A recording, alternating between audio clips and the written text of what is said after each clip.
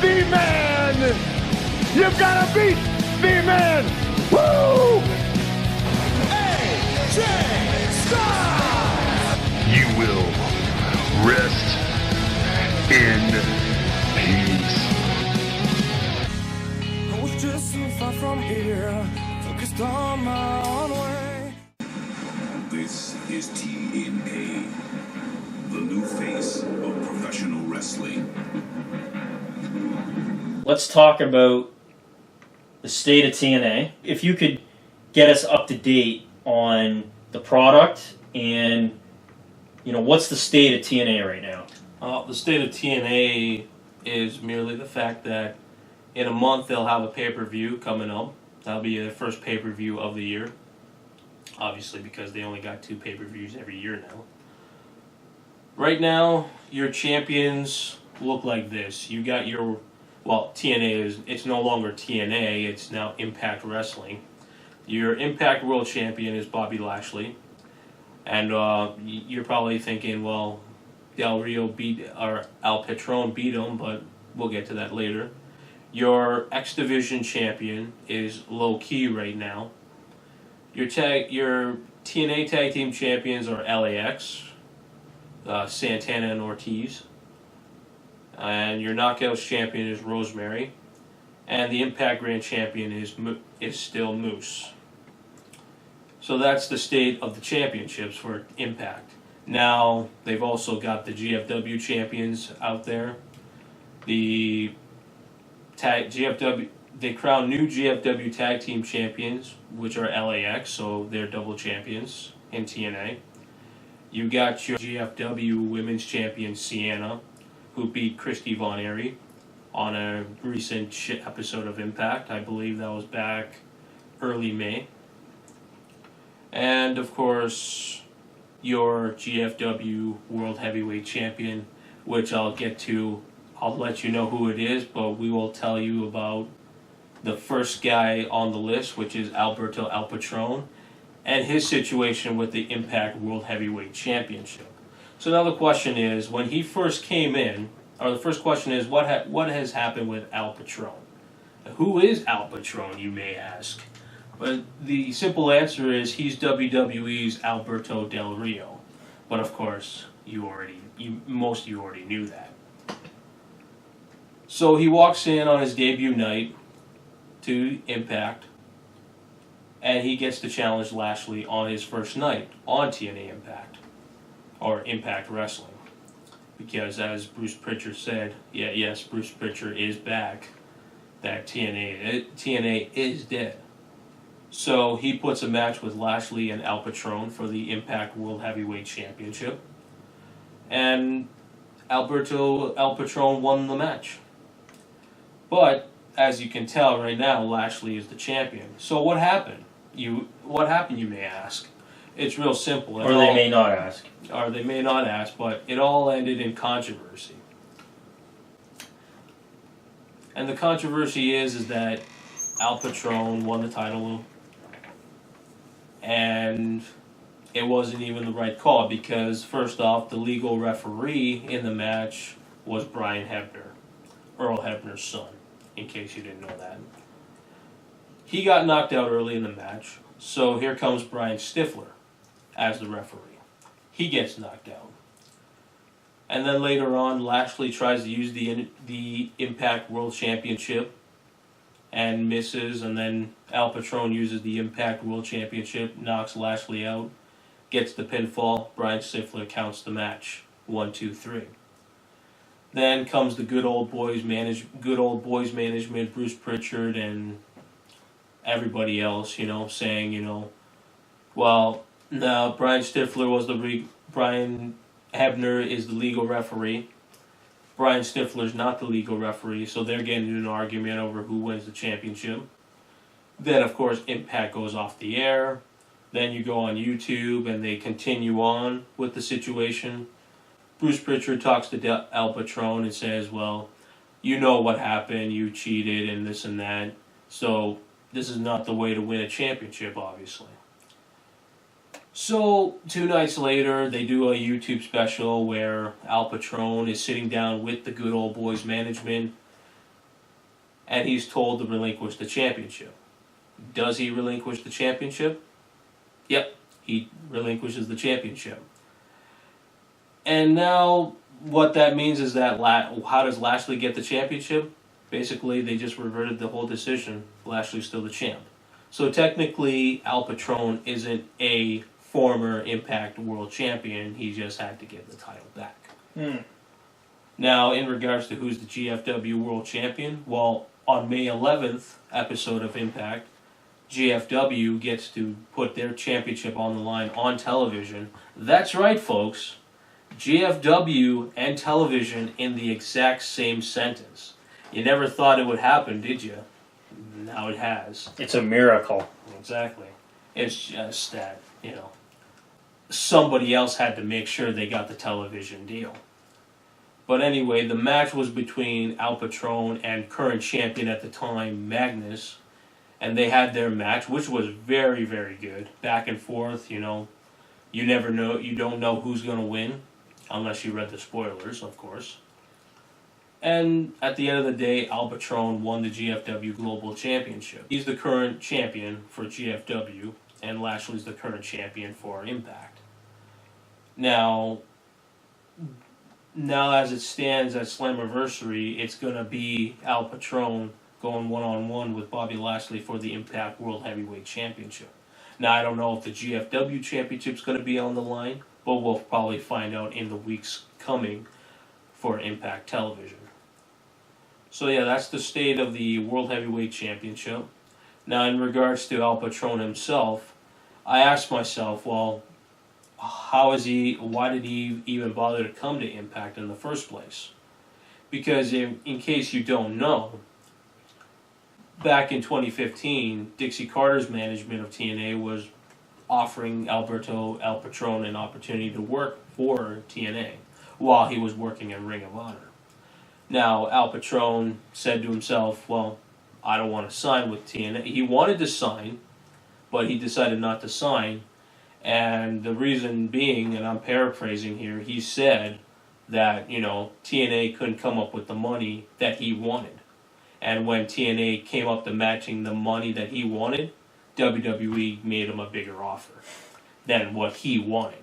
So when WWE gives you more than what you want, you're going to sign over there. So that's why he even signed back with WWE, even though he got fired for getting into a fight with one of the staff members of WWE who said racial things about cleaning the dishes.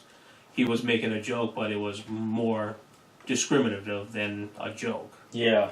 So, it would have been a perfect opportunity for him to go to TNA at that time and make himself worth something, but he decided to go back and, win the United States Championship and do absolutely nothing. And now all of a sudden he comes to Impact. What has changed? Who knows? But only Patron will know what changed. Because he has once said WWE is the big leagues. So Impact owners, just watch out for Al Patron. He may turn his back on you.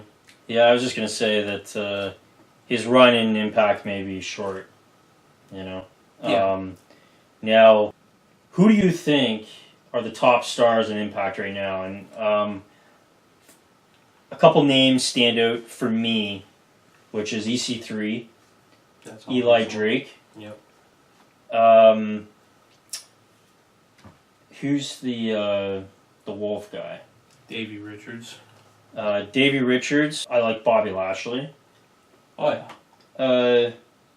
So who do you think right now are the stars that stand out in Impact? The stars that stand out to me personally, obviously, would be EC3. He seems to be... He's this modern type wrestler that provides old school wrestling, which is always good to have, that mixture of modernized wrestling and old school wrestling. He seems to be a perfect fit for the franchise of the new TNA. There are other stars, Eli Drake.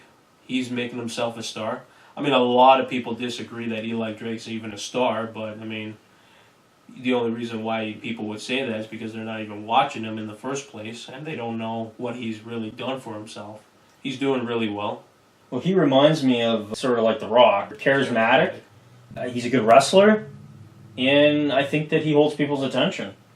Oh yeah, a lot of good wrestlers are inspired by The Rock. I mean, The Rock pretty much paved the way for promo making. You know, that's like the most important. That's one of the most important things in wrestling anyway, is promo making. I mean, you could say wrestling's important, but when everybody knows how to wrestle, you got to have good promos too. Yeah. And Eli Drake gives you the best of both worlds. I mean, he's got his own he does his own good promos. He has his own good innovative talk show. The Fact of Life. And he's got his own. He's got his own button. He has his own button app called Eli Drake's Dummy Button. And every time you hit the button, it goes dummy, yeah. Dummy, yeah. And that's the type of things that make you a star. Doing innovative stuff like that. Yeah. That's what makes you a star. Well, I heard that WWE made him an offer. Oh yeah. I mean, the thing with WWE is these guys were from WWE. I mean, Eli Drake was there. EC3 was there. They were different names. Sean Richter and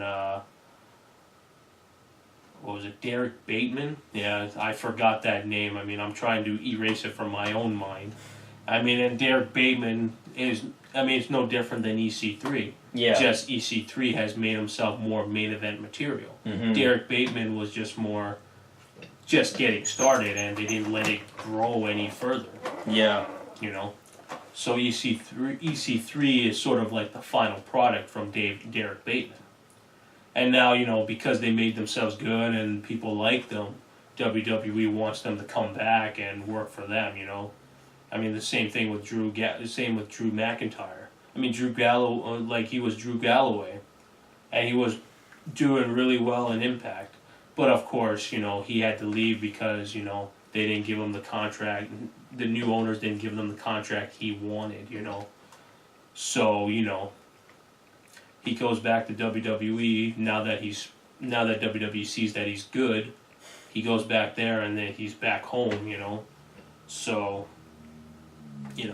of course WWE's going to want them, Too many thoughts on my mind, I can't sleep at night, so I just keep writing. I don't need no help. What do you think about TNA's tag division? It's growing. I mean, obviously they don't have any veteran tag teams. That's the only thing missing. All the tag teams they have right now are fairly new. I mean, LAX is back. They got Conan and Homicide as the mentors. I can't believe that Conan is even back on TNA. Wow. He's like I heard that when he first returned, there was some controversy with him. I guess giving some of the talent a hard time, and whenever I see Conan, even in WCW, he was always copying everybody. He never had he wasn't his own guy. He was always copying somebody else. That's whenever I see him, that's how I feel that he does. He's sort of he's trying to be cool. He's one of those kids that aren't in the cool group, but he's working really hard to get into that, to be a cool kid. That's how I feel that Conan is. That's basically what it was. He joins the NWO and WCW and acts like the cool guy in the group because finally the cool kids have finally brought him in. It's like, all right, you can come. Yeah. But, Conan is very useful. I mean, he's the one that started the original LAX group with Hernandez and Homicide. So it's just fitting to have him back in TNA and bring LAX back as a group.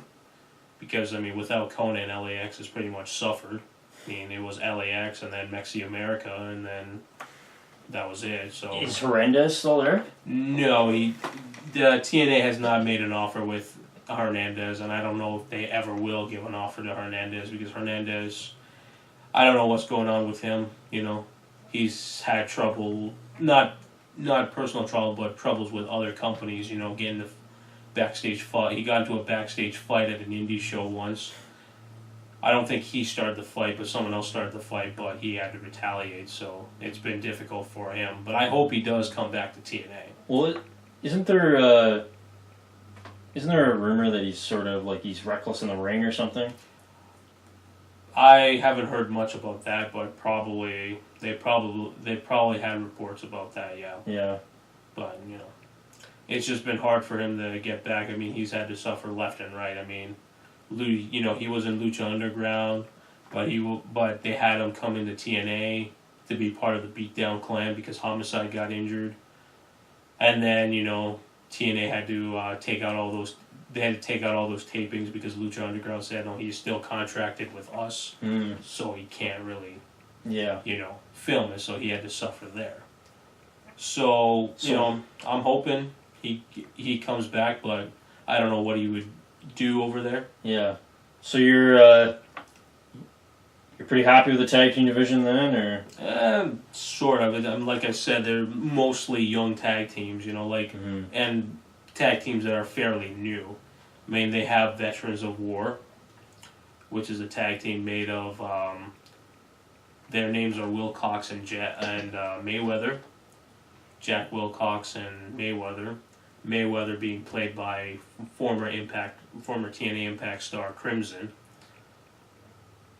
That's cool that Crimson's back. Yeah, he's back. And I like the Veterans of War. I like that name. Yeah, so, I mean, you got that tag team, and then you got other random tag teams looking like they got put together at last minute. So, I mean, obviously tag division's got to grow. Yeah. I mean, because without DK, DK would be the only veteran tag team available, but with Crazy Steve being leaving his contract on the table, they don't have any veteran tag teams. So that's the only thing missing right now is veteran tag teams. Yeah. So I mean, it's fairly good with the tag division, but right now it's just primarily focused on LAX and Veterans of War because of the whole Mexico versus America thing and patriotism. That's where they're going with that storyline. Right. And with this year alone, why not have a storyline between Mexico and America? Right. I mean, it is a real life storyline anyway. So exactly. Let's do it. Yeah. So I like that they're using real life scenarios to get what they want. Too many thoughts on my mind, I can't sleep at night, so I just keep writing. What do you think about the women's division there? The women's division has had to take a back seat for a while now in TNA. I mean, it's good. They have everything you want. They have a good mixture of competitors. They have a mixture of veteran talent that have had years in the indies. Yeah. They have some ex-WWE talent coming in, and they've got rookie stars that got training elsewhere and are coming in straight from training, which is good. Which is good. I mean, you got with the rookies, you got Laura Van Ness, who's doing really well with her gimmick. I mean, you may know her from Tough Enough as Chelsea Green, because she was on Tough Enough. WWE's Tough Enough, not TNA's Gut Check, but WWE's Tough Enough. I just want to clear that up. And you got Brandy Rhodes, which we haven't seen much of. Probably has to do with the whole Rhodes controversy that nobody's talking about. And then your indie talent like Sienna, Christy Von Eerie, Rosemary. This is their first time. This is their time on major television, but they have the years of experience in wrestling. Yeah. And then you got some of your ex WWE talent, and your veteran knockouts such as Angelina Love, Madison Rayne, ODB. So with their division, you got that big mixture of talent going head to head. So you have a chance to make a good division. It's lacking right now in TNA because they're not really focusing, like I said with the WWE Women's Division, they're not really focusing on major storylines. They're just focused on this, love triangle, this friendship and all that itty-bitty crap. I'm hoping with Sienna and Rosemary that they can get into that, who's the better champion storyline. Yeah. And hopefully that gets pushed towards Slammiversary with them going head to head. TNA has a better chance to making bigger storylines at this time because with the pay-per-view coming up, and it's the first pay-per-view of the year, they have a chance to make it really big. So why not make it big to have two champions go head-to-head with each other, which could make you a lot of money. Yeah, I mean that would be a good idea to do that. So I mean that's what's going on with the women's division. I mean they only get, like I said with the SmackDown, they only get 2 hours a week. TNA only has 2 hours a week to give everybody an opportunity. So obviously their matches are going to be 5 minutes long because they really don't have time. They don't have time to compress everything into one show. Giving a 15-minute match on a 2-hour show, it's going to be difficult for them to build other scenarios. And TNA has a lot going on, with all their talent. They're trying to give everybody a chance to be on television.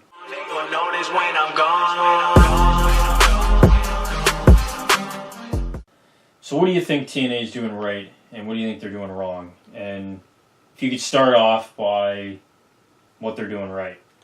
Well, what are they doing right is basically simple. They're giving the fans what they want every single week. You want wrestling. TNA's providing that for you. You want compelling storylines. They're working on it. You got questions. They've got the answers. That's what TNA's doing right. They are focusing on their fans at this point.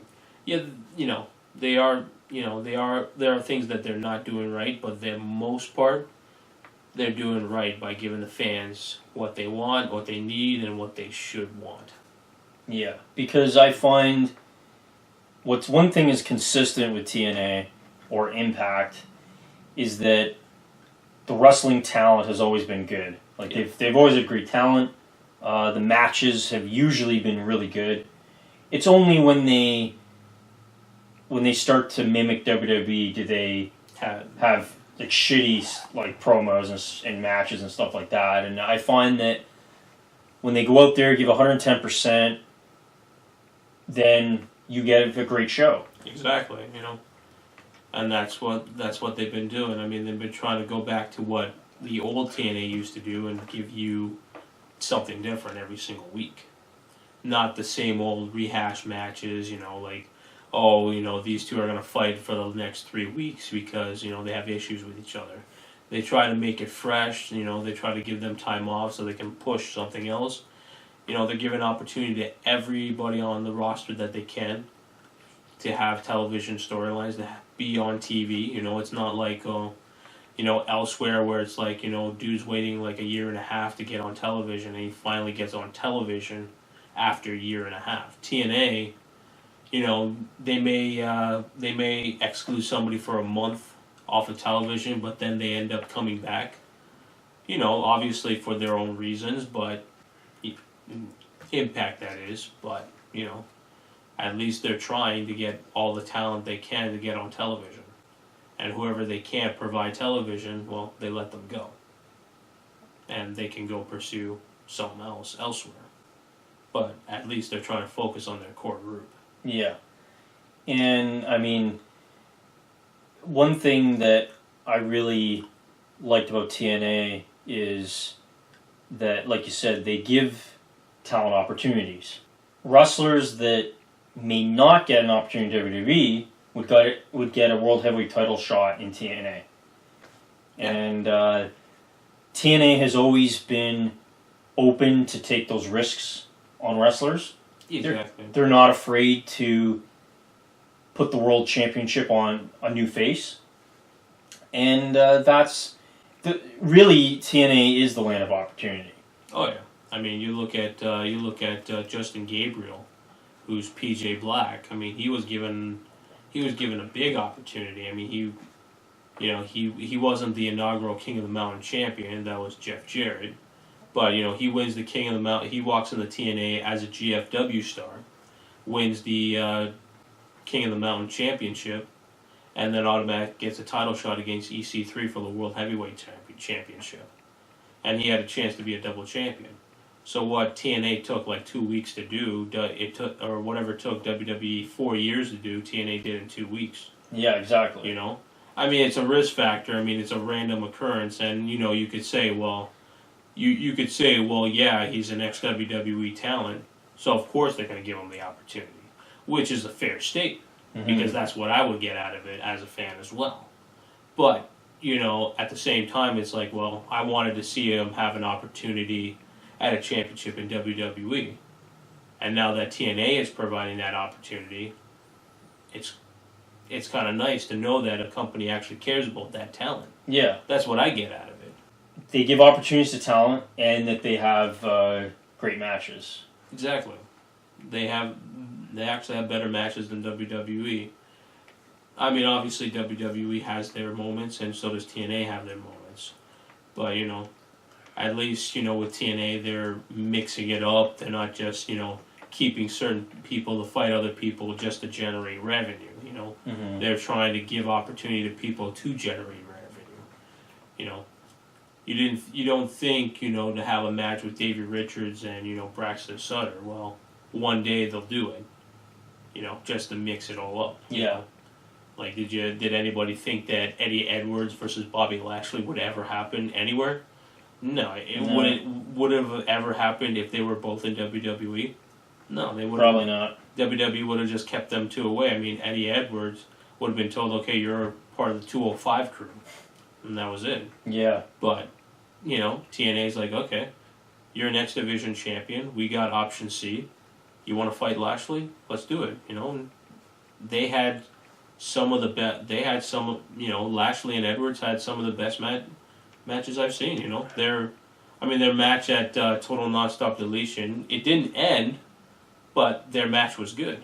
And to think about a big guy like Lashley and a small guy like Eddie Edwards going head to head having a good match, that's hard to come by. I mean, the last time you saw that in WWE was Rey Mysterio and The Big Show. They're also taking the challenge on to make history by providing television tapings for the first time in an American-based company in India, which has never been done. Now, I know TNA did a sideshow in India called King Ka Ring, which was basically like a TNA for India. You know, everything was like TNA, the old school TNA. Yep. You know, and they brought in some of the TNA talent, but to bring like the actual television program of Impact to India, it's actually impressive. And they're the first ones to actually attempt to do a TV taping. I mean, you don't see WWE doing a TV. They're not doing a TV taping in India. I mean, if, you know, like I said, if WWE wants to have the Indian fans coming to a show, do a network special. Yeah. Or they could just make Jinder Mahal the WWE champion. Oh yeah, but like that does nothing because you know, like, it did bring a lot of publicity in India. I mean, Indian news networks were going nuts about it. So, for an Indo-Canadian to win a championship, that's pretty good. And don't worry, you know, Canada and India have good ties with each other. It's not like America and India that don't have really good ties. You know? America, you know. I mean, we won't get too political here, but this ain't the politics show. No, that's another show. But yeah, their ties aren't that great with India. America doesn't get along with a lot of people, but so yeah, I mean, I totally agree with you on all those points that you said. I think that TNA has great talent. They have great matches, and it is the land of opportunity. They try to give an opportunity to whoever they can. Exactly. I'm going again. I've been going in. I'm fed up with so many things. I gotta just let it all out. I'm talking about the shit they've been talking about. What do you think that Impact is doing wrong, or they need to improve on? Well, what TNA is doing wrong is giving a lot of freedom to certain wrestlers. Yeah. You know, certain wrestlers who, you know, come from the other side of the woods, you know, the Hollywood-style woods, you know, they get they get the freedom to do whatever they get too much freedom, and they use it and take advantage of the management, like you see with the Hardys controversy. They got all the advantages to do whatever they want. They created whatever they want, even if it cost TNA to lose ratings, which, like I said, the only one segment out of the whole broken gimmick made bigger ratings than everything else. Everything else has been very steady since. Yeah. TNA has highs and lows, and it just stays like that. It hasn't really stayed up there where WWE is, and according to the fans, Matt Hardy was the reason for it, but really, it was just getting stupid. Mm-hmm. So obviously ratings were just going to go here and there. Yeah. And, obviously most of the WWE fans were like, oh, half of the shit that they were doing with the broken gimmick was stupid anyway, but now they want it elsewhere. And that's the same thing that's the same thing we saw with, Bully Ray. Bully Ray was this big epic star, and then, out of the blue now I don't know if it was storylines or real, they made it real anyway, but the whole, he couldn't go to a House of Hardcore show to wrestle for his buddy's promotion because Dixie wanted him to go to the Spike TV premiere party, to help TNA stay on Spike TV. Yeah. Yeah. And he didn't want to do it, and he got upset about it because he wasn't told ahead of time. We don't know if that's true or not, but Dixie hasn't bothered to prove otherwise, so obviously it looks like Dixie Carter made him get out of it last minute. But we don't know what is true and what is false because, like Zeb Coulter said in a tweet one time, stories are like pancakes. There's always two sides. Right. You can't just cook the one side and then eat the pancake. You got to cook both sides. So in a story, you got to know both sides of the story. Right. And if you don't hear the other side of the story, you can't really judge. Mm-hmm. So,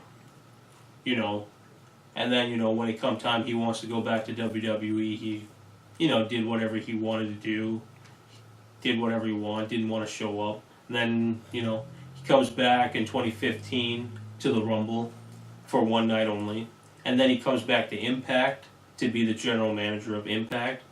And then they had to do the storyline where he got beat up and nobody knew who beat him up. And then he disappeared. And then he disappeared back to WWE because he told TNA he can't stick around. So, you don't want to give certain wrestlers freedom because they end up screwing you over because they want more money. Yeah. Yeah, I mean, I think that TNA has a history of doing that. And we'll get into that a little bit later, but the veterans or the popular wrestlers who've been around for a while who come into TNA and they usually have a lot of clout there. Yeah.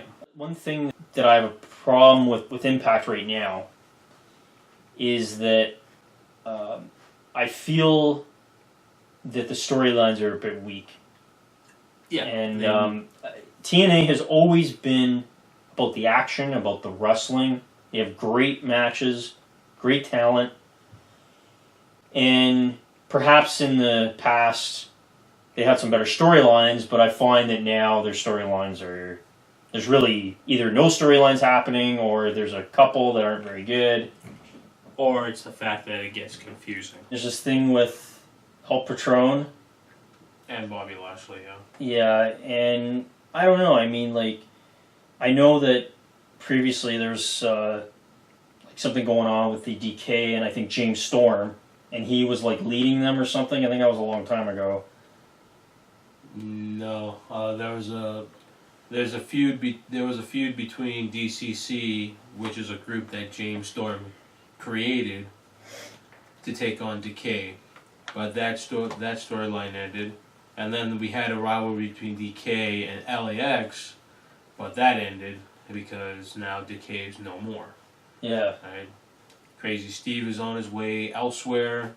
Abyss is now Joey Park, or Joseph Park, and Rosemary is being made to be the top knockout in the company right now. Well, what's Josh Matthews doing? He's just being the greatest of all time. That's what he's doing. Picking fights with TNA original Jeremy Borash. You know, call himself a GOAT, greatest of all time. I mean, he is the greatest announcer of all time, so he is a GOAT. So are you like, does he have a good gimmick, or are you happy with his gimmick? I'm satisfied with it. He plays a commentator that fans hate. Fans want him out. They tune in every week to see if he gets kicked out. It's a win-win. It's a win-win chicken dinner right there. I would like to see some more interesting storylines in Impact. No doubt. I mean, they're lacking in storylines right now, but with Slammiversary coming a month away, rivalries will get there. Right now, we don't know what kind of rivalries are happening, but sooner or later they will turn out eventually. I mean, you got LAX and Veterans of War. You got Patron and Lashley. I'm pretty sure they're going to do something with the GFW Women's Champion and the TNA Knockouts Champion. Yeah. So rivalries will come into play, but they're just taking their time with it, trying to build it up all the way till the pay-per-view. So they're just taking their time, one step at a time. Yeah, I mean those are rivalries, but like, I mean, if you go back to like storylines with the Aces and Eights and things like that, I mean, like, what storyline right now is compelling people to watch Impact? There's not really much. Maybe Al Patron. Yeah. That's it.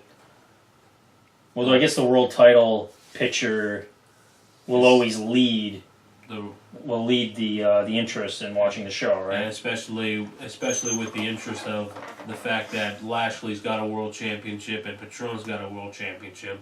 What are they going to do with the two world championships? Yeah. So that's going to bring more interest to the product right now. So we'll see what happens between Patron and Lashley. What's going to happen Thursday nights?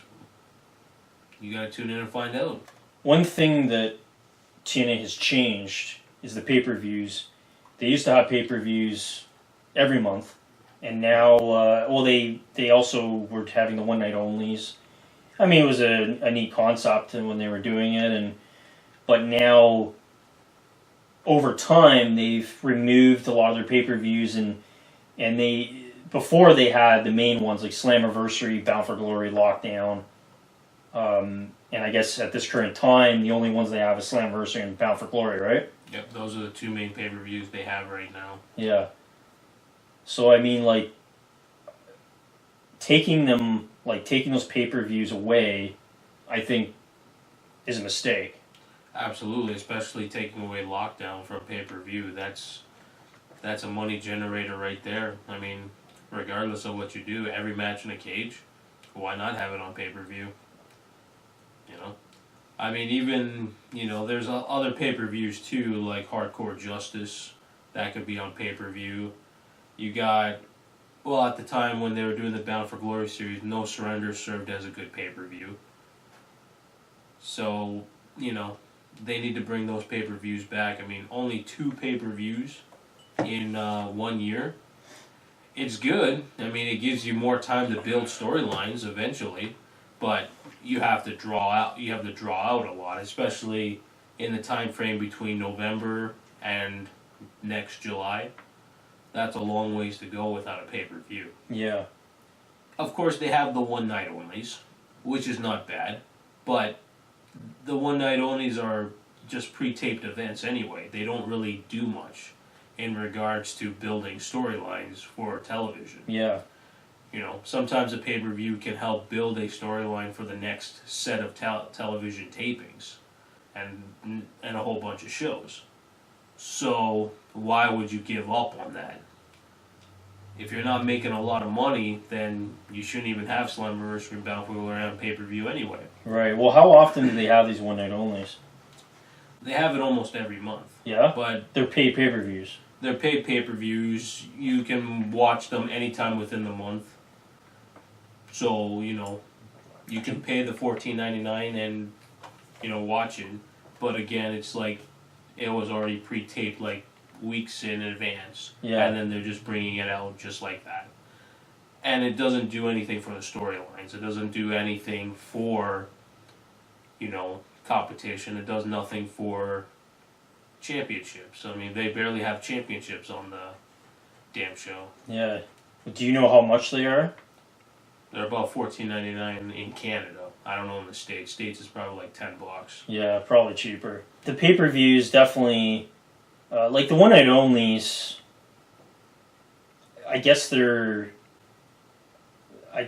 a good thing that they have at least something available, but they've gotten away from having their 12-month schedule of having the pay-per-views, and especially if they want to be in the same league as WWE in terms of putting out those pay-per-views, they need to get on that. I mean, they were doing that, and maybe we can talk about why that changed later on, but like that is an issue. That is one of the issues that I have with TNA right now,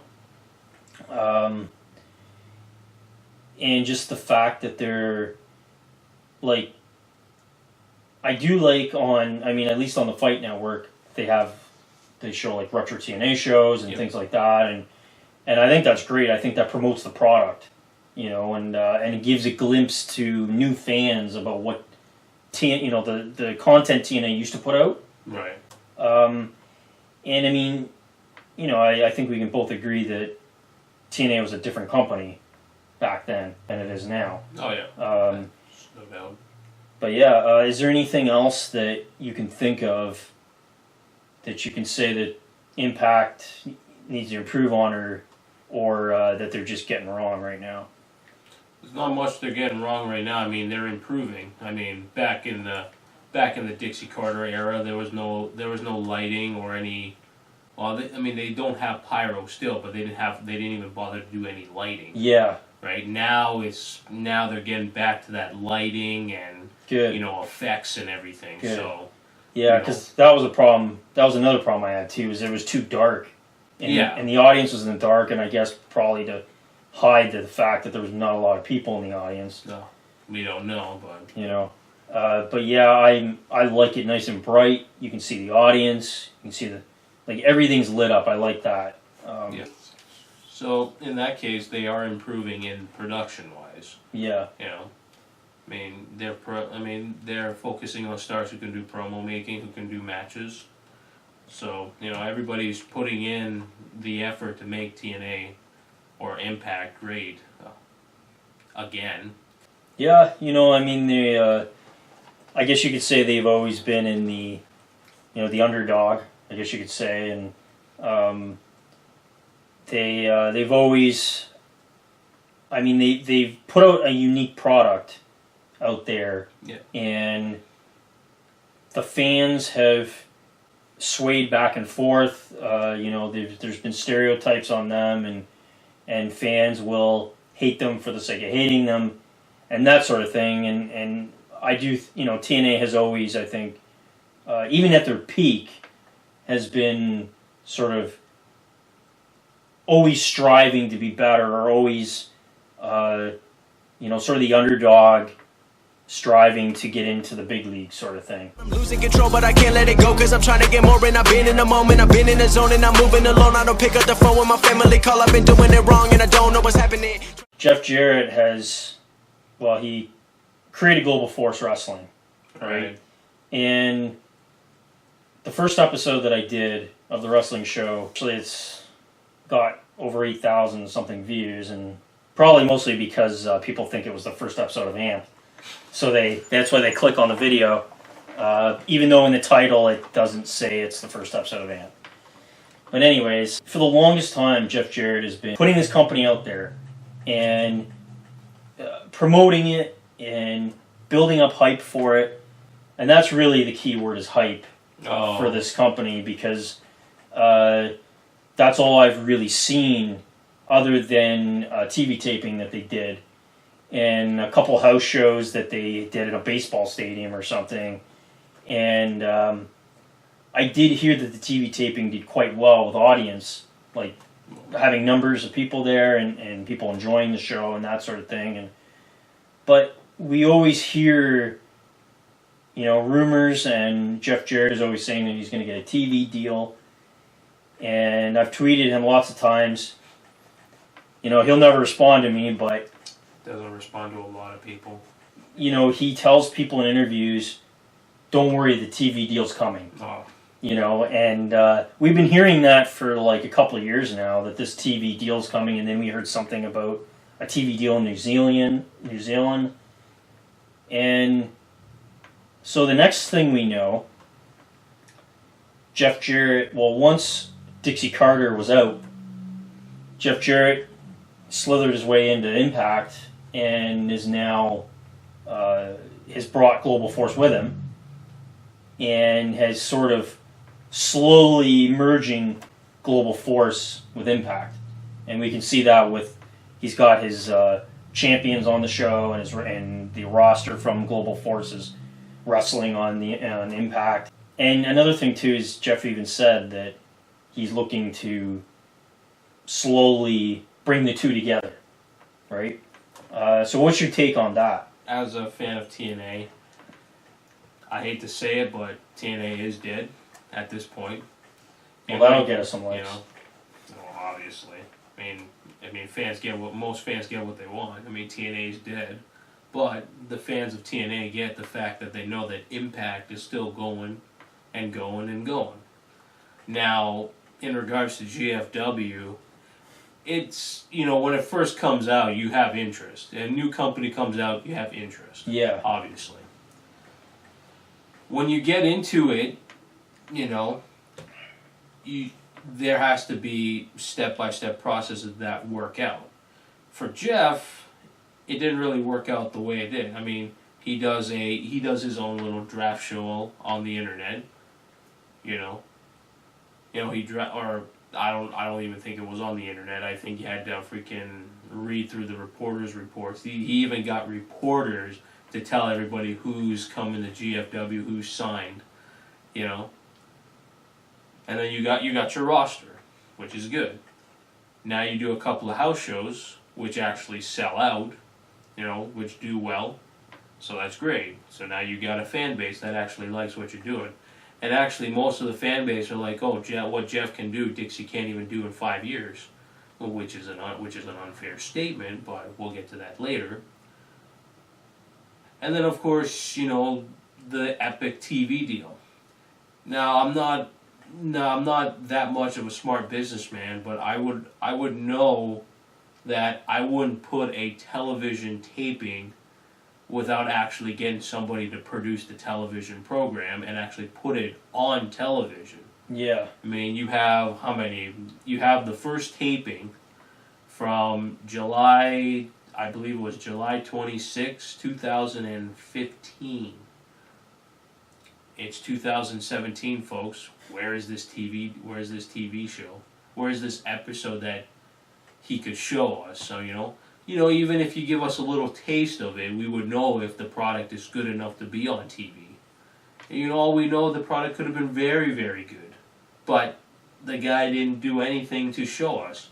I mean, showing us a video on Periscope in the production room doesn't really help.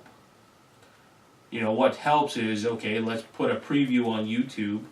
Like, you don't have to show the whole episode, you just take a certain chunk and show it out there, Well, that's the thing. Do you think that Jeff Jarrett should release the episode? Like, just for the hell of it, like maybe throw it on his website or throw it on YouTube? Just throw it on, why not? The first episode, throw it on YouTube. Yeah, I'd do that. I'd throw it on YouTube, give the first episode, even if it's even if it's 1 hour of the show, put it out there so people can see what you were going to do. Yeah. But of course, we may get the first episode of GFW if this whole merger comes together. It'll be on Total Access Impact, which was formerly known as Total Access TNA. Total Access TNA because Dixie likes TNA. The new owners like Impact. So Impact wins. And GFW wins with this merger because now GFW titles are on television. Like I said earlier, GFW and television in the same sentence. Jeff has got his television deal. He just had to take over Dixie's deal. So was that his plan all along? I don't think it was his plan all along. I don't think so. I'm pretty sure he had the plan to take TNA back. Yeah. I mean, he's not the owner. Everybody knows that. He's just got some executive job. But with this merger, means he's going to get ownership. So Jeff is taking Jeff's taking the two companies he made. Mm-hmm. One he ruined, The other he ruined even more by not getting a television deal. So now you can put the pieces together, folks. And he's getting it all back to himself, So it's good, I mean, everybody likes Jeff. They believe that Jeff can run the company better than Dixie. Let's see it happen. Because right now, I mean, whatever problems Dixie was having, the new owners have the problem, Talent leaving, And nobody's said anything about money yet, so we don't know that yet. So, that's the only upside is the fact that nobody's complaining about their pay. Yeah. So will this be a total takeover? Like, will this be like Global Force? It will be the main title, like Global Impact.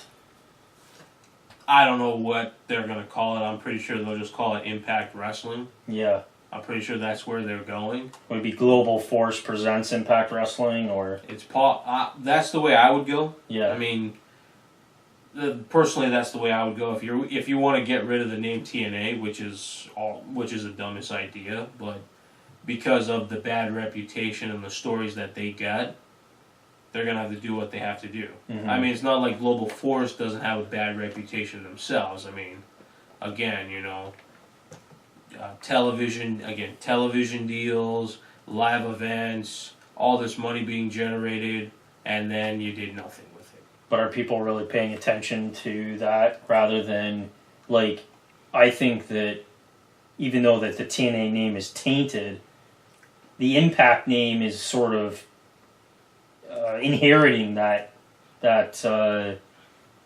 prejudice from the fans. That is true. Where, in my opinion, I think that Global Force is something that's sort of in the back of their minds, but I'm not sure I would agree that fans are associating Global Force with a failed product. I think that people are just digesting what's happening right now, and with Global Force merging with Impact and that sort of thing, and I'm thinking that it will be like Jeff Jarrett will, more or less, the Global Force brand will take over Impact, and Impact will be like Raw, right? It'll be Global Force Wrestling presents Impact. On Monday nights, no. They wish. Yeah. They tried that once and it failed. Because people didn't know it was on Monday, and I put that in quotations. So what do you think the future of the company looks at this point? Yeah, future. Well, with Global Force Wrestling taking over. Well, it just means the future is better. It's it's just fresher opportunity. Things can change. With a company name change comes changes. Obviously you won't see certain stars become the big stars. You will see certain stars become the franchise. You never know. GFW may pick some young guy off the street, make him the franchise of the company, and you won't remember about TNA and the other guy who was the supposed franchise of the company. Was it BJ, AJ, JJ? I forget the last name. I'm just kidding, folks. AJ Styles. People will forget that AJ Styles in TNA. Yeah, I don't think so.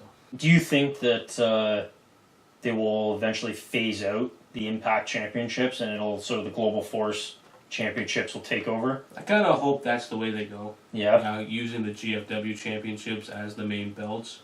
But, we don't know what they're doing and when it's all going to, be the final product, because right now you got, it's like having the Raw brand and SmackDown brand put into one show, or like the Invasion storyline. except, you know, one company's already dead. That's the only difference. Mm-hmm. You know. So, you know, we'll see what happens, you know. I mean, obviously, some big's going to happen at Slammiversary. So... You think there's going to be any announcements at Slammiversary regarding the merger? It's most likely. I mean, they got their TV tapings. Apparently, you know, there's some announcement going down. So, on Thursday, June 8th, we'll find out what's going to go down between the Impact World Champion Bobby Lashley and the GFW Global Champion Alberto El Patron. And, of course, Bruce Pritchard, again, yes, he's back in TNA, will be with the two, and we'll see what happens. And it all goes down in India for the first time on television. No American company's done it. No American company wanted to do it, so, you know. And you can't say anything about it because TNA's doing it. Was that the next Impact this Thursday is the first time that they've had a show in India? Like a live taping? A live television taping. Yeah. Well, it won't be live, but it's a television taping. Right. Cool. First time. No company's ever dared to make a television taping. And, you know, certain companies could have done a television taping. Hell, they could do a freaking Beast in the East type network event. But, you know, they can't be bothered because, you know, they sit in their high chair. Yeah, we're in the big leagues, you know. Yeah, I'm in the big leagues now. Everybody's going to be watching me regardless. I can throw my tissue paper on the floor. They're going to pick it up for me. That's all they have to do. That's why it's best to try to watch the other guys, you know. So that, you know, they work hard. I mean, eventually they'll be the same, you know, throwing their paper towel on the floor and then you picking it up. They work hard. And you should give Impact credit. Hell, you should give Dixie Carter all the credit. I mean, it was her idea to try to go to India in the first place. I mean, obviously things happen, and the new owners just got to take advantage of the situation and get the cash in. Mm. You know, it was all Dixie Carter's idea, but Yep. The new owners get the cash in on that. Well, I think probably some politics was happening behind the scenes to get Dixie out, but yeah, I mean, TNA is going to, you know, the fans aren't going to give TNA a lot of credit, I think, where it's due, and TNA does deserve a certain amount of credit for what they've done, and they certainly deserve it. Yeah. This is TNA, the new face of professional wrestling. The next thing I want to talk to you about is comparing the TNA product in the past versus now. For me, TNA peaked in its popularity maybe around between 2008 2010, in my opinion. And there was a lot of shit going on in that company. There were some good storylines, some bad storylines. Hogan came in there. We'll talk about him later, but there's a whole pile of stuff going on in TNA. I love the product. I mean, I've been watching the product it's probably since 2006 at least. That's when it first came to Canada. Yeah. Because when Spike TV got the deal, we got the chance to watch it because Spike TV is also in Canada, so that's why we were able to watch it. Right. And the first time I saw a TNA pay-per-view was Lockdown, 2006, and I actually saw it in the local movie store, and I was sitting there and I'm like, what is this? Right? So I picked it up and I'm like, oh, this looks kind of cool. So I was a fan of wrestling, I bought it, and man, I was blown away. Like, that pay-per-view is awesome. Love Lethal Lockdown. I thought it was a really good match. And I was basically hooked from then on out. And I was watching Impact on TV. I thought it was a better product than WWE. A lot of people did. And to me, it was like such a refreshing take on wrestling. And they had so many different ideas that they were doing too. And so yeah, like I loved their concept of for Lockdown that every match is in the cage. Yeah. And WWE actually started copying these one concept pay-per-views, although they twist don't and turn in. Yeah, they don't do every match like a Hell in a Cell, but No. you know, WWE has been ripping off TNA with some of their ideas over time, but I love the product. I thought I loved the King of the Hill, or the King of the Mountain match, King of the Mountain Slammiversary. Yeah. And as we go, we can talk about, you know, the different things that we liked from Retro TNA, but like, so what do you think? What do you think about the product in the past and the type of content they were putting out there? What was the product like compared to now that you think, you know, did you like it better in the past? Do you like it better now? Hey, that's a good question. I mean, the Retro TNA, I'm not saying it was bad. It was great. You know, lots of storylines, lots of stars coming in. You know, lots of rivalries you never thought you would see in your life. I mean, obviously right now they're going back to the same way, you know. For example, Lashley and El Patron. That's a rivalry you didn't think that would happen. And like I said earlier, the Eddie Edwards and Bobby Lashley match. You never thought that would ever happen, you know. And it's happening now. I mean, in the old TNA, it was... The only thing I hated about the old TNA was the fact that, well, you know, this guy was a big star in Ring of Honor, and this guy's a big star in the WWE. And they get the main event spotlight. That's the only thing I hated. Now they're trying to do the best they can to mix it all up. You know, it's guys, you know, that are from Ring of Honor that succeeded. It's guys in the WWE that deserve to succeed, you know. And then they're bringing in, like, indie guys that have never gone to either place. So I'm kind of, you know, favoring the current state of the product. Yeah, the storylines lack right now compared to before. I mean, you had bigger storylines, you know, you had that whole, you know, who's the best, who wants to go out there and who wants to beat who up, you know. That's the type of storylines you want to see. So Retro TNA won in that fact.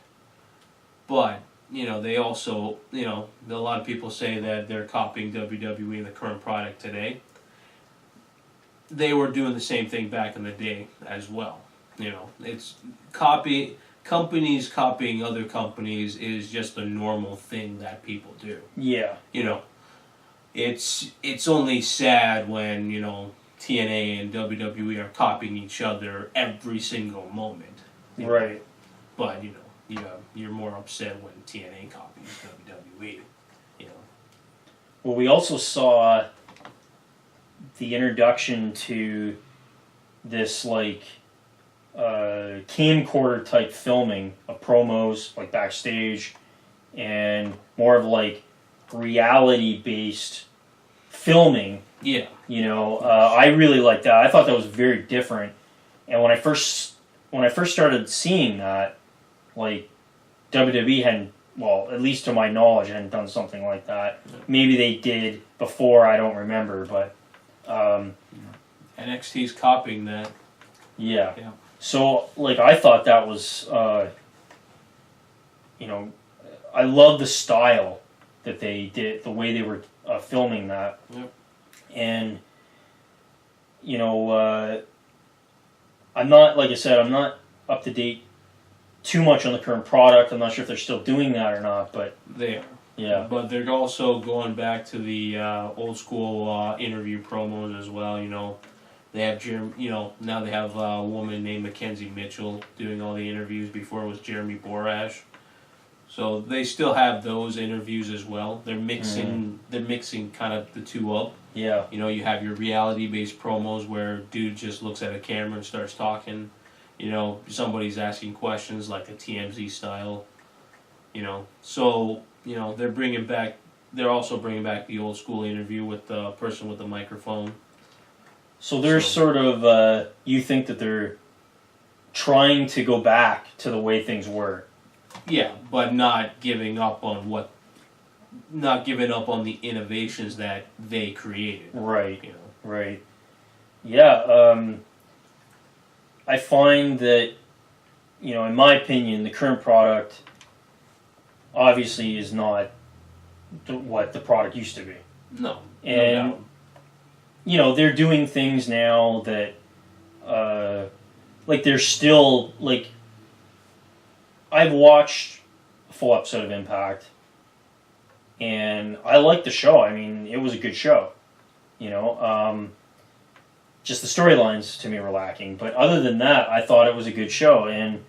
But back then in Retro TNA, there was so much going on. Like, you didn't really know what was going to happen next. You also had WWE stars coming in too. Yeah. You never knew when the next WWE star would show up Right. to TNA. Like, you had Kurt Angle came in. That was a big shocker. That was huge, and I remember that back in 2005, I believe, Rhino was in there. Was he not? In TNA? Yeah. Yes, I believe it was in 2005. And then when did the Dudleys come in? Same year. Same year. So you had Rhino, the Dudleys. Christian Cage. Christian Cage was I would say the big one that, well, at least in 2005 at least. Yeah. And then after that, like, they just seem to be coming in by coming out of the works, basically. Oh yeah. I mean, 2005 was Christian Cage. 2006 was Kurt Angle. 2007 being Booker T. Yep. You know, Mick Foley in 2008. It was still good. I mean, he got to go back to the way he was. You know. Oh, you don't want to admit Ric Flair came to TNA? I think we'll get to that in a little bit. I mean, yeah, 2009, there wasn't really anybody really big that showed up, you know, there was nobody really big that showed up in TNA in 2009, unless you count the knockout. Well, the knockouts, Tara, Mickey James in 2010. Yep. So, they were able to gather up stars that you didn't believe that would show up. Like I said, Kurt Angle, out of all people, showed up to TNA. Yep. A multi-millionaire in the WWE showing up to TNA. That's just big shocker. And Kurt Angle, he had lots of great matches in TNA. Oh yeah. He fought Samoa Joe, he fought AJ Styles, Bobby Roode. The list is just endless. He had so many great matches in TNA, and that was literally their biggest star. Other than maybe Hogan, but that's a different story. Well, actually, we're forgetting somebody. We're forgetting somebody. Who did we forget? You don't know? I'm hoping you're about to tell me. Don't people remember the man that they call, the dude with the big face paint? Yeah. Won almost every Bound for Glory there was. Yeah, he was a big one too. The icon Sting. He was there. I would say he was one of their biggest stars in TNA. TNA turned him from an icon to a legend, obviously. Right. WCW couldn't do it. They were too busy with... WCW was too busy with Hogan to make Sting a legend in that company. Yeah. Sting is going out there, walking by himself, trying to make himself a star, and, they're too busy with Hogan. But yeah, TNA was able to gather up lots of talent and lots of mixture. And it was good for business. It was good, but, they still suffered because, they're still in that small arena that only serves about maybe 200 to 300 people. But, they're able to fill it back in the day compared to now. Mm-hmm. Because I believe now, if they have to fill out a house, then they have to get free tickets pretty much only in the States, Everywhere else they go, if their shows in England, those shows are packed because they only come once a year. So, of course, they're going to be packed like crazy because, you get a chance to be on a TV taping. Why not? One thing they did do, and I guess you can't blame the company too much, but they would usually put the championships on the WWE stars that came in. Like you said, Sting went. He won every Bound for Glory he was in, pretty much. Yeah. I think even the match he had with Hogan, he won, didn't he? Yes, he did win that one. Yeah. So I think he's won every single one that he's been at. Except for the one with AJ Styles in 2009. Right. And then I believe Magnus in 2013. Yeah. So those were, from what I know, those are the only two. And maybe the Aces and Eights in 2012. Right. So that's 3. Still better than the Undertaker's record. It's still worse than the Undertaker's record. He's only lost 2. There you go. There was that, and we had the Aces and Eights in TNA. Yep. And they were big. I guess Eric Bischoff wanted to bring back the NWO or something, so they created the Aces and Eights, and it had a good run. I think it got a bit stale toward the end, but It only got stale once they revealed the president, and then they just, Hogan being Hogan, it was about himself over making a talent go after the Aces and Eights. It was Hogan or it was Sting. Sting always had to be the hero. Yeah. That was their biggest problem. This was, I think, after Aces and Eights, but I thought the one promo they did with the funerals. Oh, yes. They did that. Oh my god, that was one of the funniest promos I've ever seen that they did. I love that promo. Everything about it was funny. And then and then they did the bit with that was the end of Aces and Eights. Wasn't that the funeral for Aces and Eights? That was it. Yeah, so that was great, and there's so many jokes in that promo they did. But is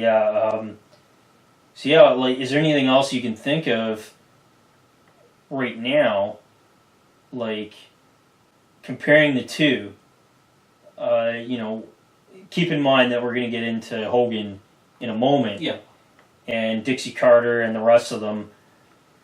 So what do you think? Any last points that you have comparing the two? Well, the only thing that was good in the old era compared to the new era is obviously in the old era you had, the best, you say the Aces and Eights was a good group. I say the best group TNA's ever made is the Main Event Mafia. I was actually just going to say that because that was a good group too. That was a good group created, former world champions going up against these originals, that's money to be made, But of course, later on, factions lack out. They created, in 2015 alone, they had three different factions in one company. Of course, it's going to go stalemate. It's going to go stale. So, TNA right now, Impact right now is doing the smart thing, not focusing on making a faction yet until they get all the pieces together. Because you don't want to make a faction and then have to make another faction and another faction. Right. You're just going to mess up. Didn't AJ Styles join the Main Event Mafia at one point? No. No? No. Wasn't there are you sure there was an original that actually joined them at one point? Samoa Joe. Samoa Joe, it was Samoa Joe that joined. Yeah. And of course Scott Steiner was in there too. Yeah. Nobody will ever forget his promo about Samoa Joe. About that fat son of a bitch. Yeah, well, according to Scott Steiner, everybody's fat, so... and he's back, too, in Impact. He's back.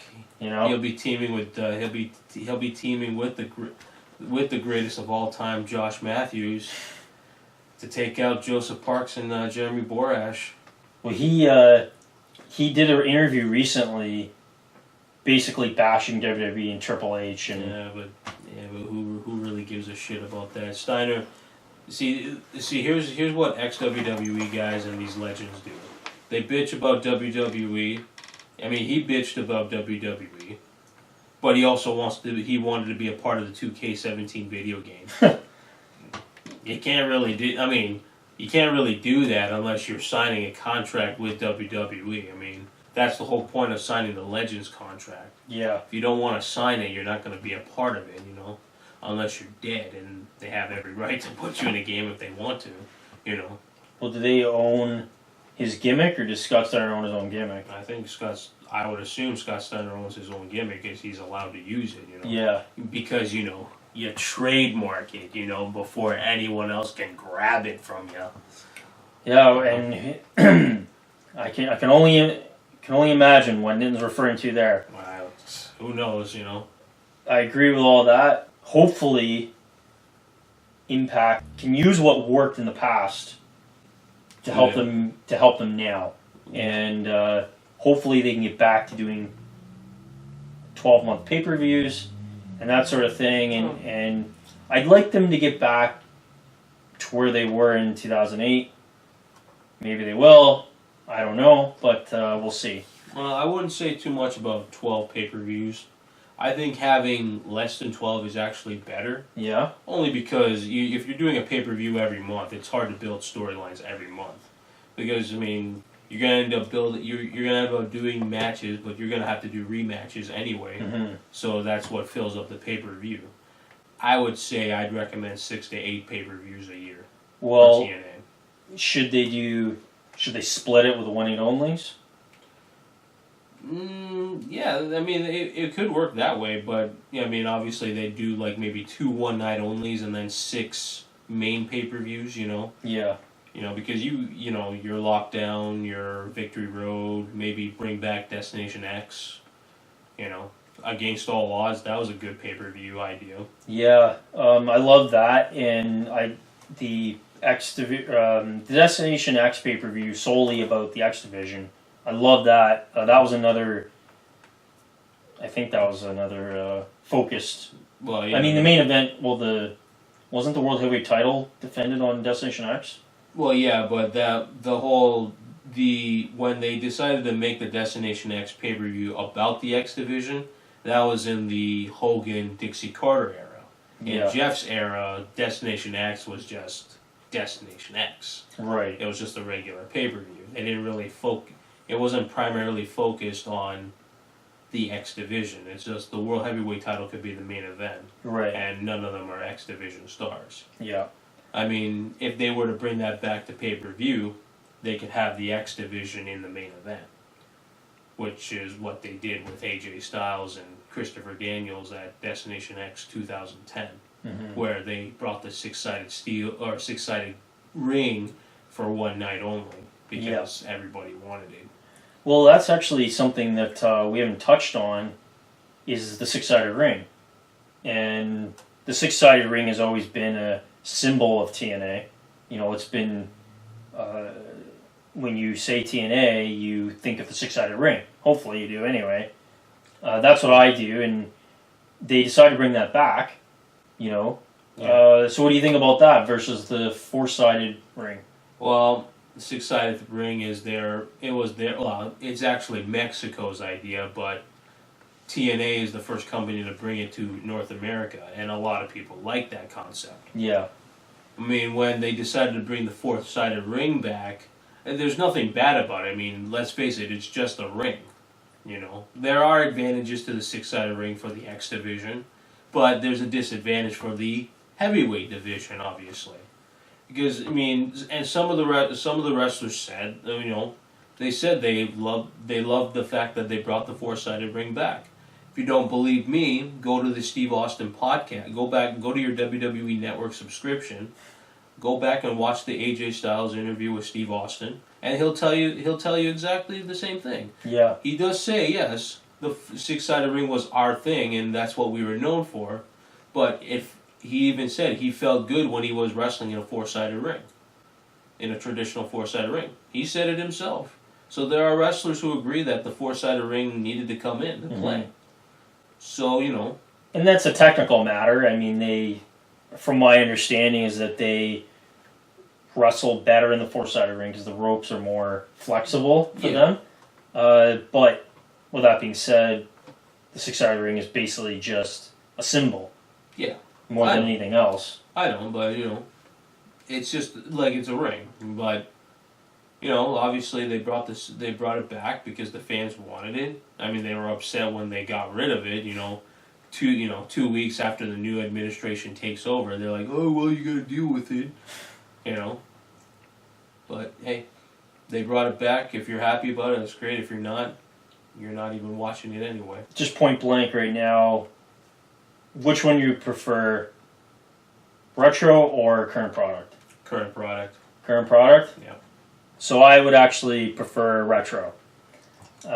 So hopefully that TNA can make some improvements and some progress over time, and they can build a better product than they're doing now. I think we can both agree on that. Oh yeah.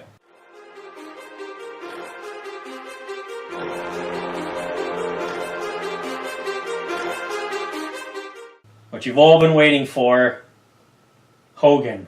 Oh. Also known as Lawsuits Coming. Hogan, what year did Hogan come into TNA? January 4th, 2010. So he already knows the date that Hogan came to TNA. How do you forget that date? It was the day that Hulk Hogan comes to TNA. On the same night, Bret Hart comes back to hug Shawn Michaels. It was a win-win night for wrestling that night. Yeah, I guess you could say that. So there's a lot of speculation about what Hogan did for TNA. Did he do good? Did he destroy the company?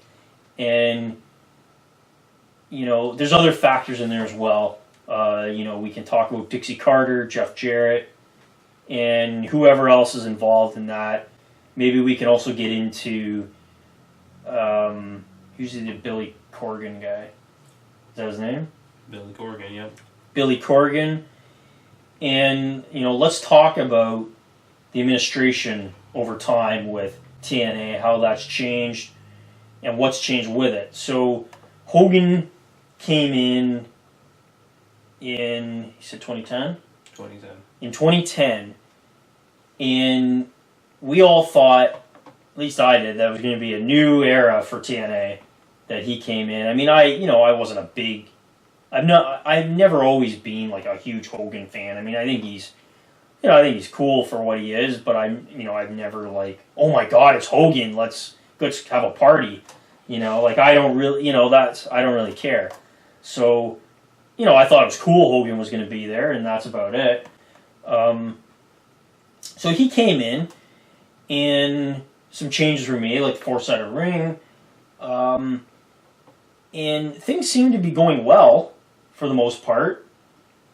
And, I guess there were some controversies going on. I guess with Vince Russo was there too, and he left because he said there were too many cooks in the kitchen.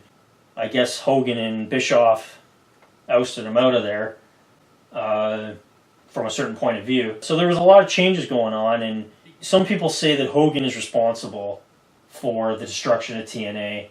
And, I think there's more going on than Hogan. But I do think that Hogan used up a lot of TNA's money, in paychecks, and probably drained TNA of a lot of money, where they could have been using that money to do other things for the product. But what do you think? Do you think Hogan destroyed TNA? I wouldn't say too much destroyed TNA. I just say kind of made changes that didn't go the way he wanted it to go. Yeah. Obviously Hogan, when you hear Hogan, you hear dollar signs. Because Hogan equals dollar signs. That I'll give credit for. He can come in and draw a crowd because there'll be a lot of people who are Hulk Hogan fans. They'll show up. Yeah. People were dressing like Hogan at the damn shows. Now that Hogan's gone, not a lot of people dress up as Hogan. They're just generic fans. So at least Hogan can bring those fans that are so excited about him. Yeah. That was the only benefit Hogan had. Well, the whole NWO basically showed up that night, right? I think Scott Hall showed up, X-Pac showed up. Even Kevin Nash. Kevin Nash showed up. Yeah. And the whole gang pretty much showed up. Yeah, which was it wasn't that great, but Scott, us together, Hogan and TNA means, lots of money, lots of parties, and, lots of free time. It did get bad, I don't blame Hogan by himself, talent has to be blamed as well. Yeah. Scott Hall being one of them. You know, I mean, dude could barely show up to fight because I guess he was drunk or something. You know, he's too busy getting drunk. You know, now that he's back in WWE, he's sobered up and now he's helping their talent, but couldn't help Dixie make some money. You know, even though WWE probably screwed him over so many times. Well, I think I think at the time it was sort of Hogan and Friends. Yeah, that was the only problem. You know, in TNA, was sort of Hogan getting the gang together and anything goes pretty much. Yeah. I mean, even, Sean Waltman showing up again. I'm like... Yeah, who cares about him, really? Exactly. Like, well, he brings interest, but not by much. I mean, he only showed up the one night, and then he never showed up again. Well, I just find with him is that he's sort of like Conan. You know, he's the guy that's striving to be the cool kid, and he copies everybody else and pretends that he's the coolest guy around, but really isn't. Yeah. You know, that's how I see him. And then, of course, you got the big 7-footer that I blame as well. Oh, the tall man standing? Tall man standing. Oh, yeah, Scott and I, we made a lot of money in WCW, so that's why we came here, Well, we should be gods in wrestling, That's all he is, He thinks he's a god because he brought money into WCW. So he automatically thinks he can bring money anywhere he goes. Yeah. And if he doesn't bring money into the company, he just lazes around and does whatever he wants. I remember the one match he had. I don't remember what pay-per-view it was, but I think it was for the Legends title. Or maybe it wasn't for the Legends title. I think it was in a tag team match. Anyway, he did almost nothing in the match.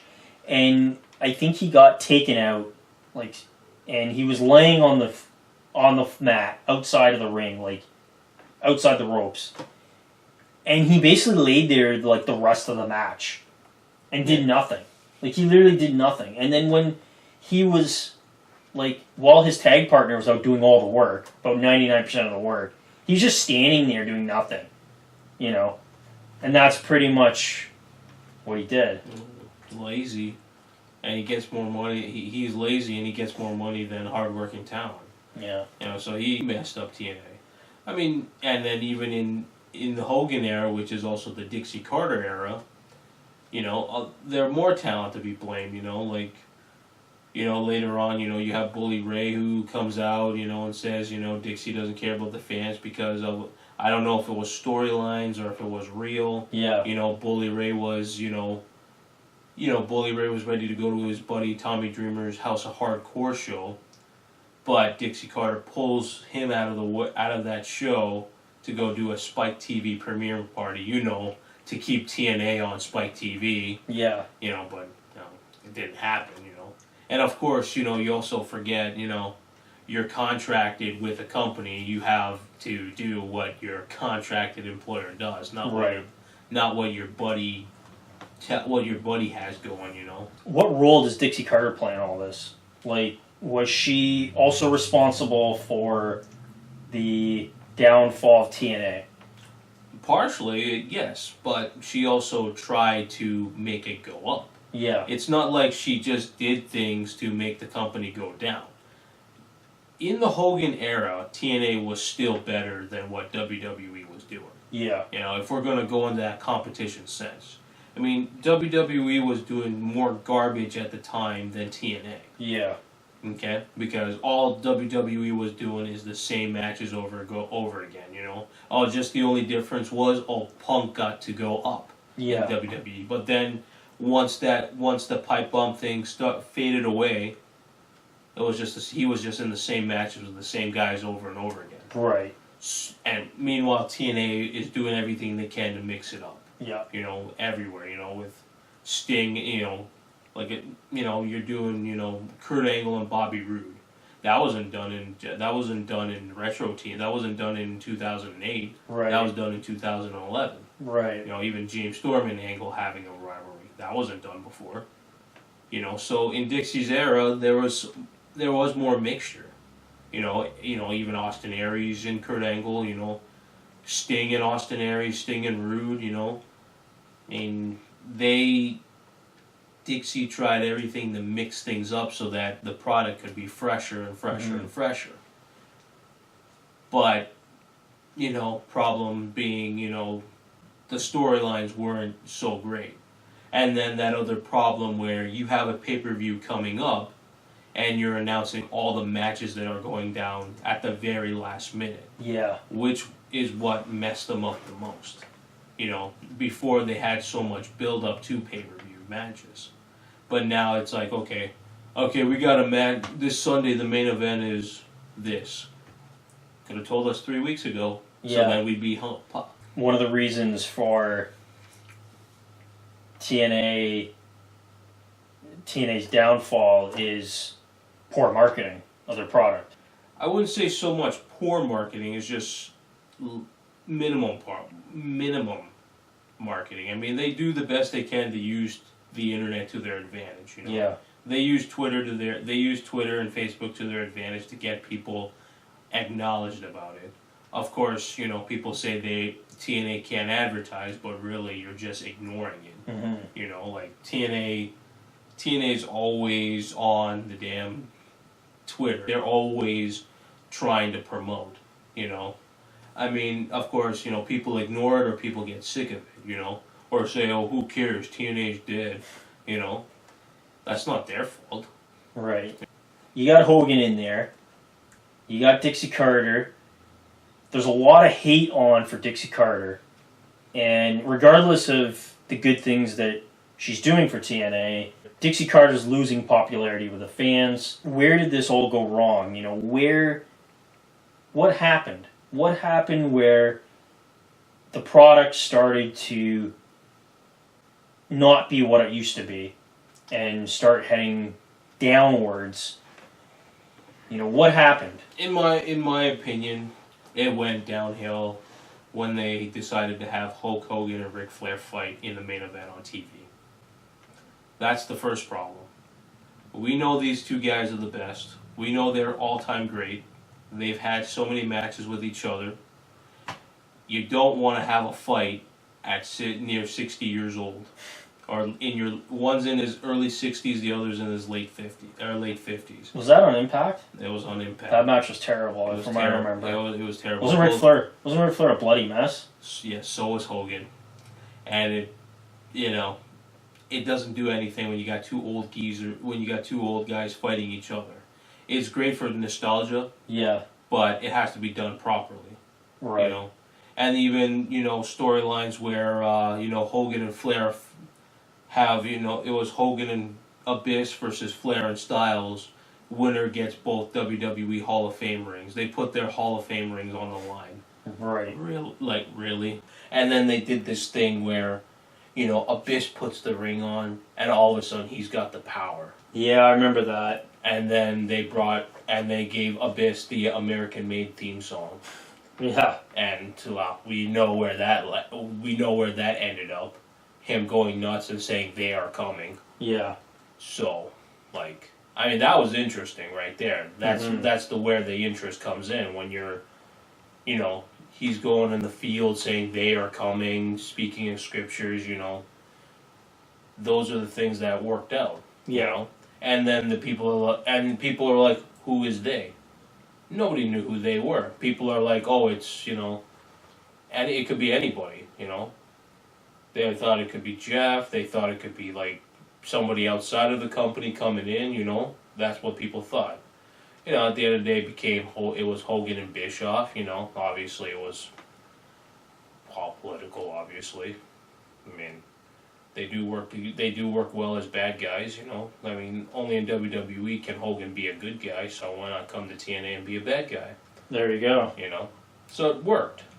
Eventually, TNA started removing their pay-per-views and having less pay-per-views. Yeah. I guess over time, just the product was getting a little worse. And what happened with the deal with Billy Corgan? Can you talk about where, like, that whole thing with Billy Corgan coming in and Dixie Carter slowly getting out of the picture, and I know that Billy Corgan also sued TNA, from what I understand. Well, from my understanding, he's sued TNA and mainly Dixie Carter in regards to ownership of the company. Yeah. Because Billy Corgan believed somehow that he would gain more control of TNA over Dixie Carter at the time, even though he was a minority shareholder, but he thought he could get more shares in the company. Yeah. Because apparently he's put in money for the product. So I do not know too much about the lawsuit, you know. It's been very tricky to keep up with because I don't even understand what's going on. You know, Dixie's saying that Billy Corgan's in this business for himself. Billy Corgan's saying, you know, they owe me money. They have to pay me money because, you know, well, I put in shares and now you're not giving me more shares or something like that. So I don't know exactly what's going on. Well, wasn't there a story that he, he attempted to fund some of the tapings? That's what I've heard, but I don't. The problem is, like, it's one of those things where it's like, you know, you're hearing one side of the story but not the other. So yeah. We don't know. Right. You know, if he funded the shows or not. He says he did.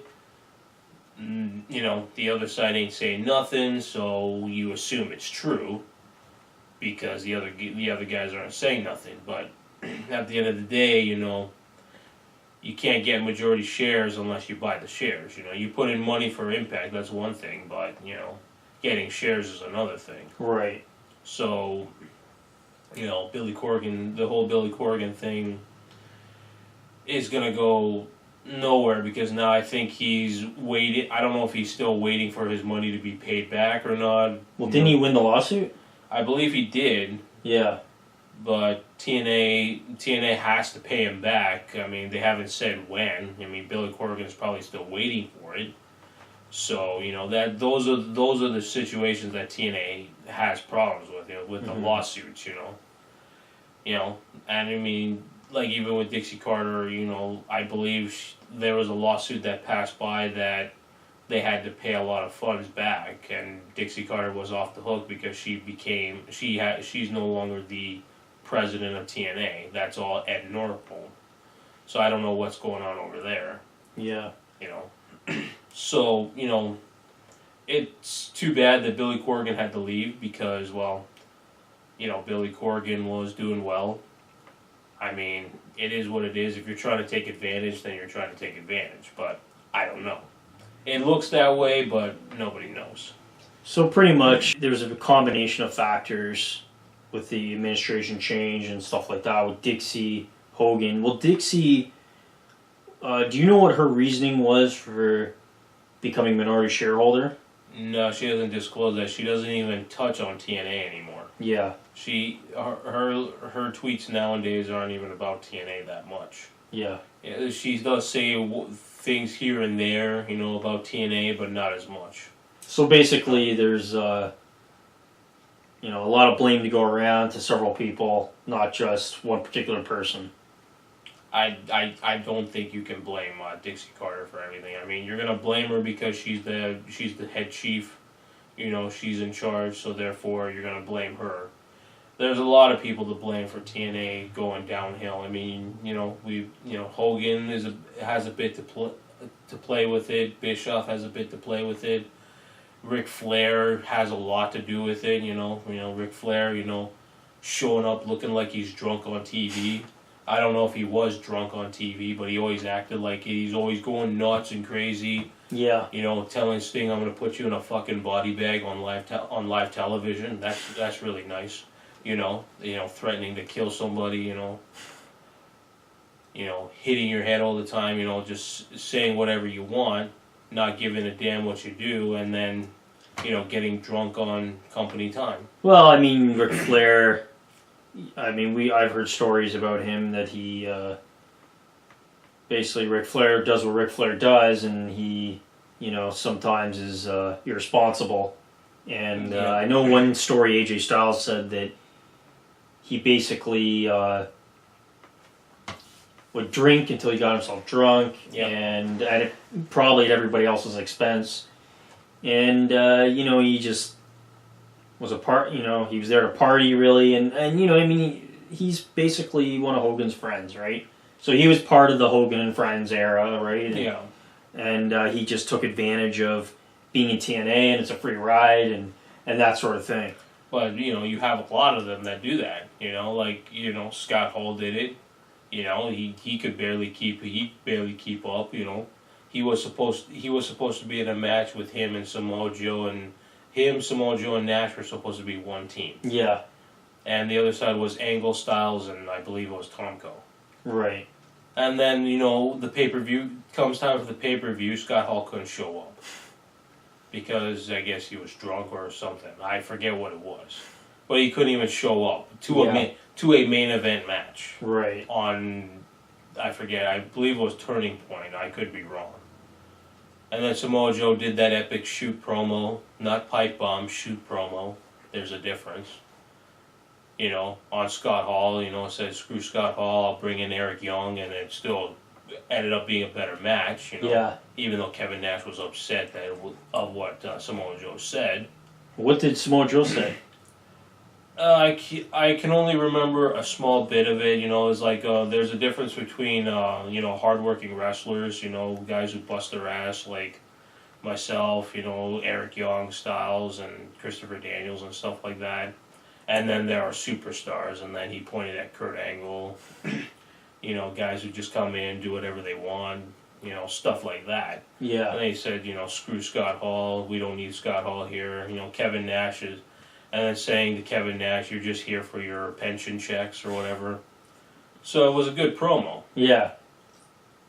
But that was what it was. Guys coming in, collecting some money, whatever they can get their hands on, and then leaving to go elsewhere to make more money. Well, was his promo sort of like what Dean Ambrose is saying about Brock Lesnar? He kind of he shows up whenever he wants, sort of thing. It's similar, but yeah. The Dean Ambrose one wasn't really a big shoot like Samoa Joe's was. Right. Any last points that you have? The reasoning for the downfall of TNA. Jeff Jarrett. Jeff Jarrett? Yeah.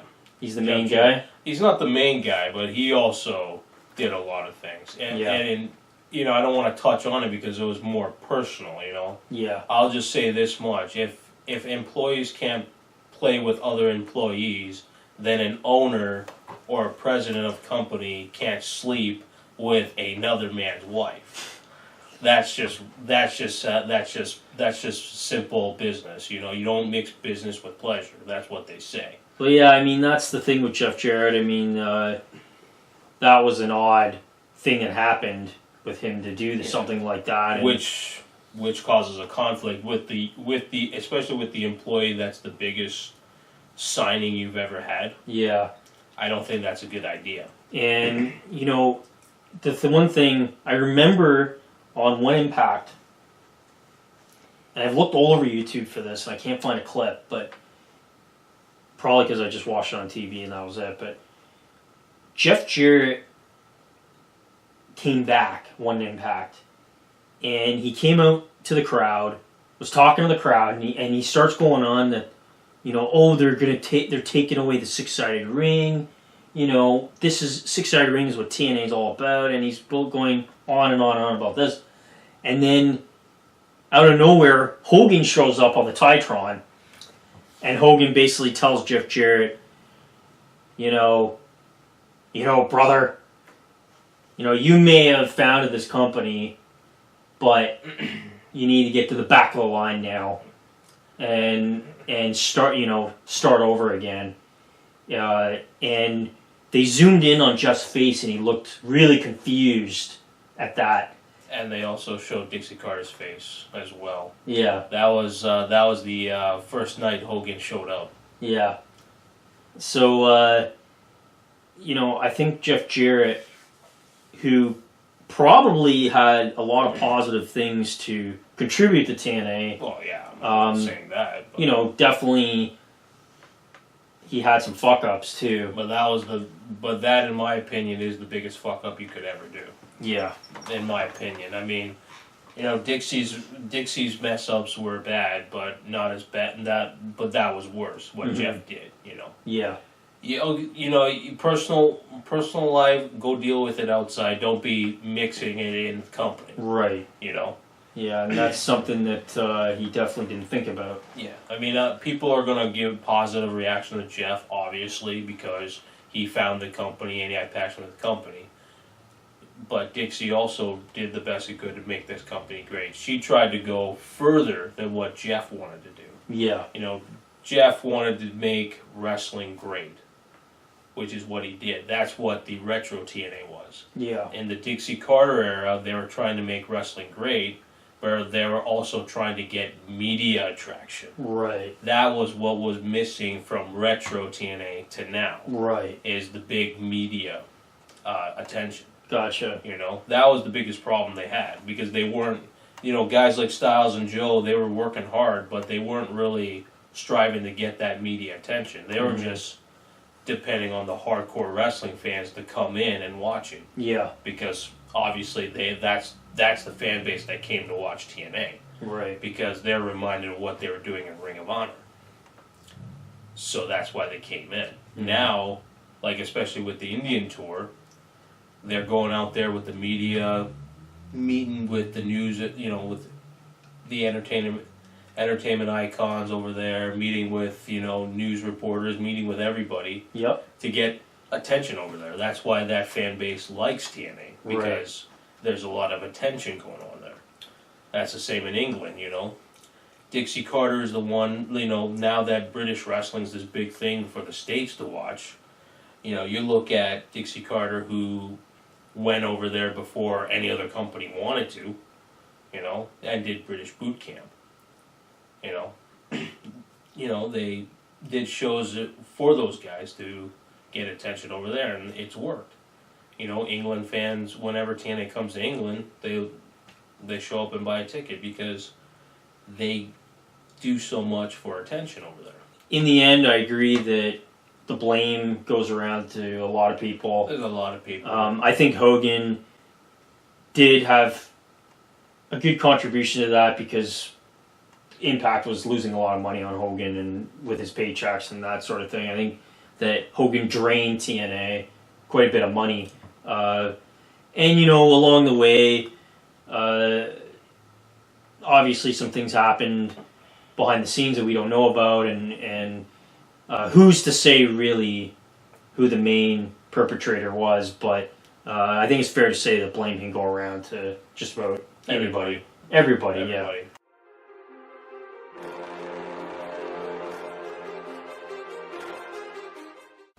So with that all being said, just briefly, what do you see for the future of TNA, and especially with Jeff Jarrett back in the scene, and with some of the mistakes that Jeff has done in the past, you know, is Jeff Jarrett being back to the company he founded, is that going to be a good thing for TNA going forward? What do you see, just briefly, what are a couple good things or negative things that you see for the future of TNA? The only good thing I can see for TNA is Jeff Jarrett fans coming back. People love Jeff more than Dixie. So now with Dixie Carter out of the picture, TNA should be in a good spot. Yeah. You know, anything negative, not so much. I mean, I'm just, you know, I just fear there's going to be talent like, you know, Lashley and Al Patron, you know, doing the same things like the Hardys and Bully Ray did, you know, saying negative things after they left the company. Yeah. So that's the only thing I fear. Because, you know, no matter how well TNA goes up, one bad story makes them go back down. Right. Completely down. And the fans just don't care after. Well, the fans will always be biased, and they'll pick on. No, you know, they'll look for the next bad story. Well, yeah, that's what they do. But you know, when the company goes downhill, they're just going to blame it on all that, even though all that is just, you know, BS. Like even the Broken controversy. This is just a bunch of garbage that people are just falling into. You know, we are hearing all of it.